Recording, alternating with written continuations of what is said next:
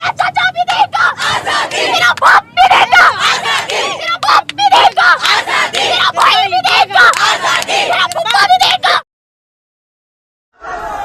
अल्लाहू अकबर, अल्लाहू अकबर।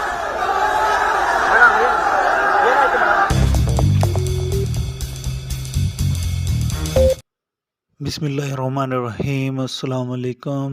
इस बच्ची की वीडियो देखने के बाद आप परेशान हो गए कि ये बच्ची अल्लाह अकबर के नारे क्यों लगा रही है। तो मैं अपने दोस्तों को बताना चाहूँगा कि ये मुकाबला कर रही है, किसका मुकाबला कर रही है। वीडियो के एंड में देखिएगा कि ये किसका मुकाबला कर रही है। मैंने एंड में इसका दूसरा क्लिप भी लगाया है।